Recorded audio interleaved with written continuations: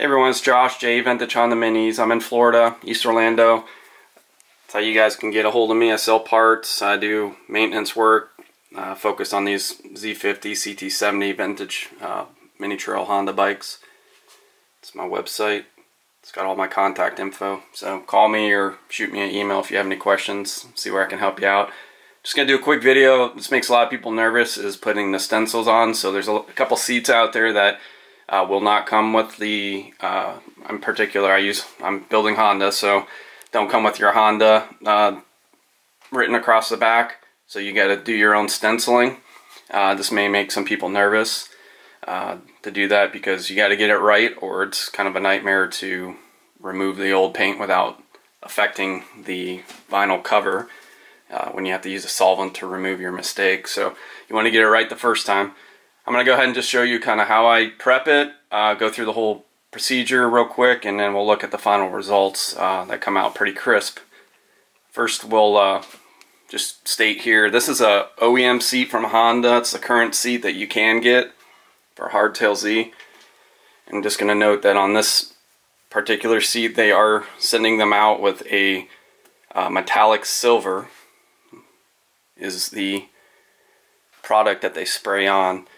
And I'll show you what I have and what I use. I have a gray option and a metallic silver, and we'll give you the part numbers for that. But let's just go ahead and jump right into here, and I'll show you kind of how I work through this. Alright, so right off the bat, here in the United States, we have Duplicolors, a brand that we can get here kind of at the automotive stores. This is a gray option, which is specific vinyl and fabric, and you want to use this kind of product because, you know, these seats compress and flex as you sit on them, and regular paint won't be able to handle that amount of movement. This is formulated for this application, so it's not going to crack or fail on you once it's sprayed and dried. So this one is a gray, and that's called a medium gray. If I can get it to focus here. HVP 100 or 109, sorry. HPV 109 is the product number on the gray, and then this is your silver option, HVP 103. So we're going to use silver on this seat, and this seat is a K3 Softail Z50. So you need your paint. Go with Duplicolor if you can get it. I haven't had any real issues with it.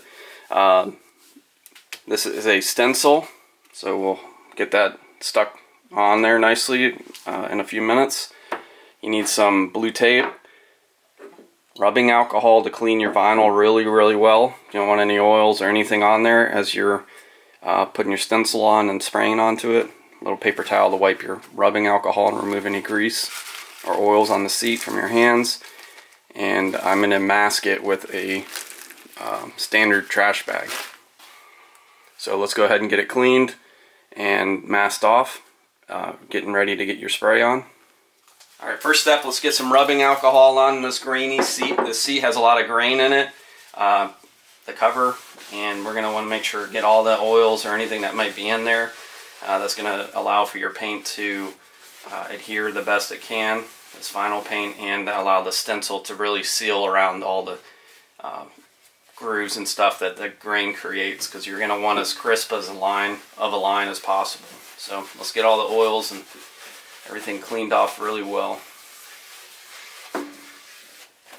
We got to get the stencil on, and I like to actually, the one I have here is a little bit large on the, I'm going to tape this off and mask it, but I like to actually have it smaller and trim it out so I can get a good visual of smaller, so I can kind of visually see with the lines maybe on the seat, how high it is, and even in the middle of the seat that I like to place it.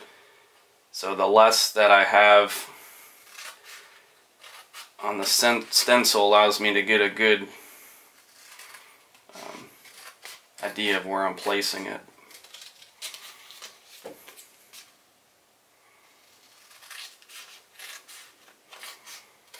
So I like to kind of get it cut down to about that size there.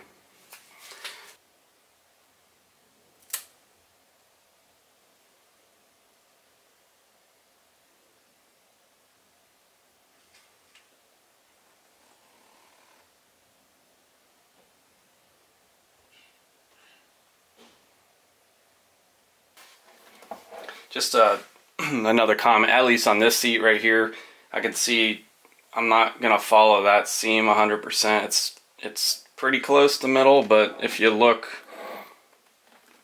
if you were to look at the middle of the seat with these two brackets, you can get a good bearing of where the end should end up. So I'm like right in the middle with that end, or the end. So just make sure you get everything pushed down really nicely. Make sure you get all that perimeter. This is the other tool, actually, I forgot to tell you about. I'm going to use an X-Acto knife at the end, but I'm also using it right here to get a corner of the stencil lifted.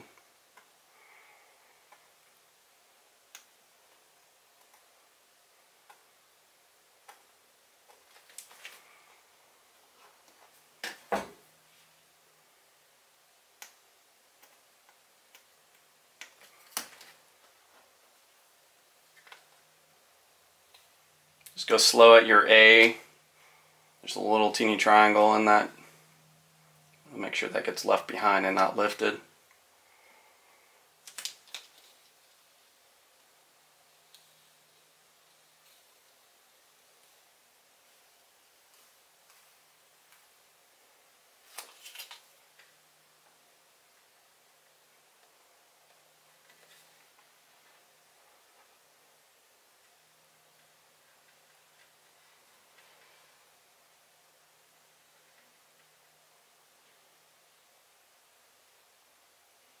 Alright, so that looks nice and applied. Now we're going to get this masked off. We'll put the trash bag, what I'm going to use to cover the entire seat so no overspray gets anywhere. I'll cut the trash. Once I put the trash bag over it, I'll cut it out so I can see my Honda, and then I'm going to mask it with some of this painter's tape. So opening of the bag first, you're going to have the bottom of the bag on the back end so you can do your own cutting. Just get it nice and tight and in place, so then you're going to know where to kind of cut your hole. So I'm just making a slit, just enough to get past the stencil, and then you can stretch the bag out a little bit and put your blue painter's tape on.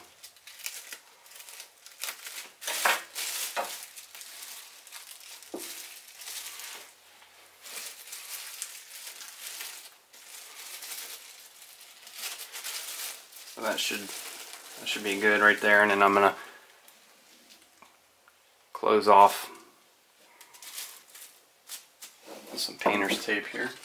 Quick visual, that's what we're looking for. Just get it nice and masked off, make sure there's no areas that are gonna allow this paint to get past. And then again, you're completely closed off everywhere because you use this trash bag. And let's go ahead and head outside and we'll talk about the spray process. So spraying, you want to spray perpendicular to your stencil, but I spray where it's horizontally getting applied. I don't like to spray down because that will pull up the paint product and risk getting past the stencil and bleeding. So we're going to do 3 coats, very light on the first one, light on the second, and then kind of a final decent spray on the third, but never very heavy at all. And then we'll let it dry maybe 15 minutes and I'll pull the stencil off and we'll see what happens.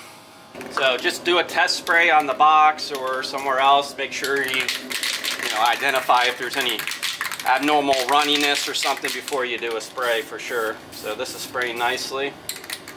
So first coat, just a nice dusting to get adhesion good.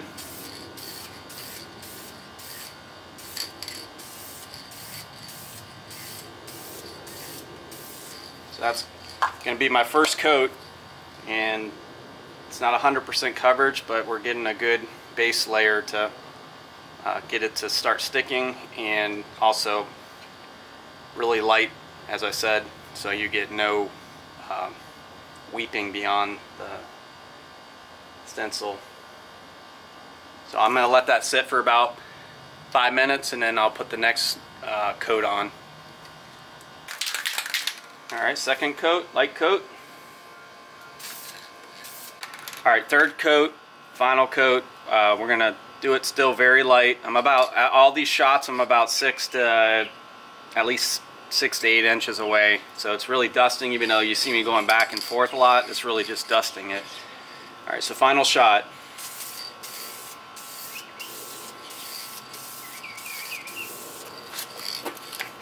Let it dry for 15 minutes, and then we're going to use the X-Acto knife to start peeling back the little stencil parts, like in the A, that little triangle, and the O, the little circle inside of there. And we're about 15 minutes or so. Don't want to wait too long because I like to get this stuff removed before it all completely dries. But I'm going to go ahead and just start using the X-Acto knife on these smaller parts.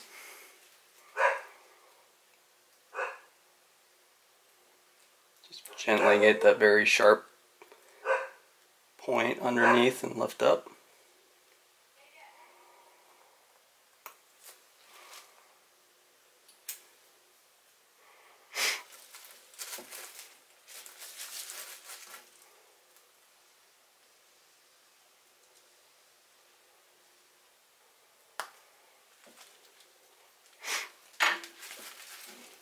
Alright, so I don't know if that was in film or not, but got the small things out. Just trying to show you to use the X-Acto knife or a razor blade or such, and some tweezers if you got those.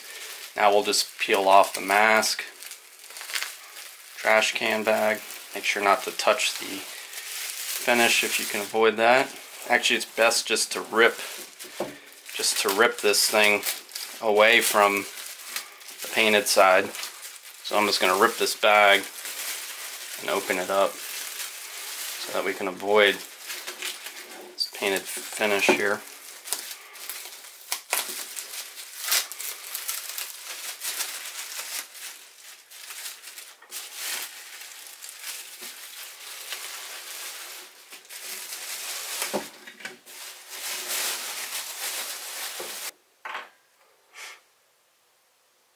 Trying to get it so I can pull from one edge and just pull nicely all the way across.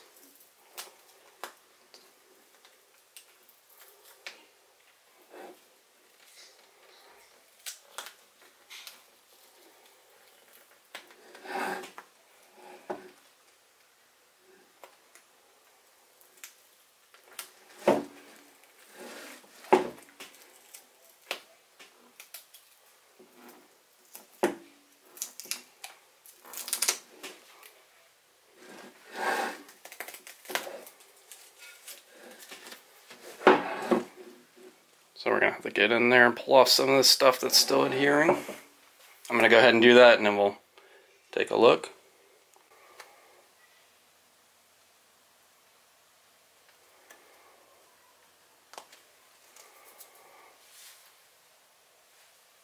So these little specks, this is just the glue left behind, so we'll let this stuff all dry, and then I'll probably take some rubbing alcohol and get some of this cleaned up. But once this dries, I think it'll be safe to do some cleaning around the letters here, and then we'll look at the final crispness.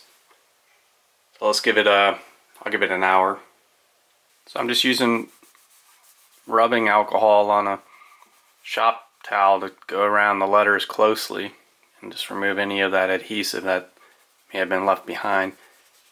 You don't want to use any caustic stuff. Don't use like Goo Gone or any of that product, because that's not good for vinyl. So I would stick with maybe rubbing alcohol or some Dawn soap. There's a product that I used to use the detail. It's 303 vinyl cleaner and protectant. That stuff's really good too. A close look at the letters now.